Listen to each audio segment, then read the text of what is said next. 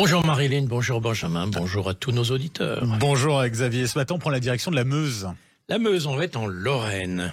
On va commencer par la préfecture de la Meuse, Bar-le-Duc. Alors, comme dans un certain nombre de nos plus beaux détours de France, il y a deux parties, la ville haute, la ville basse. À Bar-le-Duc, c'est clairement dans la ville haute qu'il y a les bâtiments les plus intéressants, le nombre de bâtiments classés, la tour de l'horloge, l'église Saint-Pierre, l'ancien château ducal. Et puis, vers la ville basse, il y a eu un très beau travail de fait autour des quais, pour fleurir les quais au bord de l'Ornain. Donc, il y a de belles balades à faire. Et puis, il y a une spécialité gastronomique très originale à Bar. C'est la confiture de groseille épépinée à la plume d'oie. On appelle ça le caviar de Bar. Le caviar de Bar, c'est quelque chose à découvrir. C'est très fin, bien évidemment. Et donc, spécialité intéressante, originale. Il faut savoir aussi, parce que en Lorraine, on est très inventif. On a inventé beaucoup de choses au niveau lutherie, etc. Et c'est à Bar-le-Duc qu'a été inventé la pédale pour faire nos bicyclettes. On est passé du célérifère, où on essayait d'avancer avec ses pieds, avec ses pieds, et c'est la famille Michaud, l'oncle et son neveu, qui sont les inventeurs de la pédale, qui a donc donné naissance à ce que l'on connaît aujourd'hui. Bon, autrefois, les pédales étaient juste sur la roue avant, puis après, il y a ceux qui ont inventé la chaîne, les transmissions. Donc, c'est passionnant. C'est passionnant et ça montre toutes les variétés de cette ville. Il y a beaucoup d'animations, comme toujours l'été, dans nos plus beaux détours de France, les estivales, qui sont dans le parc de l'Hôtel de Ville. Allez, l'autre plus beau détour de la Meuse n'est pas très éloigné de Bar-le-Duc. Non, c'est assez proche, c'est Commercy. Ah oui.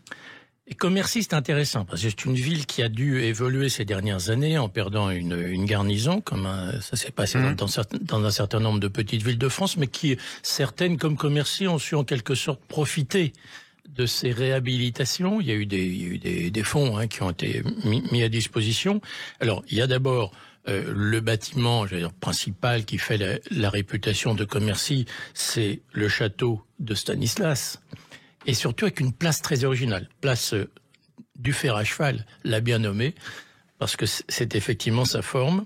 Donc ça fait un ensemble qui est vraiment très beau. Et puis il y a un musée de la céramique et de l'ivoire, le prieuré de Breuil, qui était très bien réhabilité.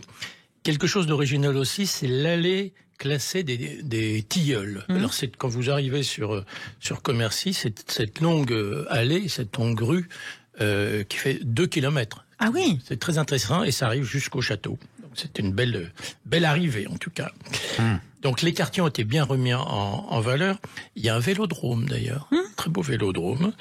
Et puis la tradition, la réputation, les madeleines. Évidemment. Les madeleines, alors on sait l'historique. C'est toujours dû au roi Stanislas, comme le baba au rhum. Il y avait son pâtissier lui avait un peu raté une recette, et puis la jeune Madeleine a créé ce qui est devenu par définition ce que Stanislas a appelé la Madeleine. Voilà. Sinon, c'est aussi, Commercy, une bonne opération pour le tourisme fluvial. Il y a un port très intéressant. Bar-le-Duc, Commercy, et puis quelques capitales insolites dans ce département de la Meuse. Il y en a quelques-unes. Il y a d'abord Euville avec la carrière de pierre qui est juste à côté de Commercy, avec un musée très intéressant sur l'exploitation de la pierre. Étain, c'est des poupées. Et puis Verdun. Alors Verdun, bien sûr qu'on connaît pour le tourisme mémoriel, mais c'est aussi la capitale des dragées. Et fait curieux ou insolite, avant même la Première Guerre mondiale, on y fabriquait, on y élaborait une autre friandise qui s'appelait les obus. C'était du chocolat éclaté qui renfermait d'autres friandises avant la Première Guerre mondiale.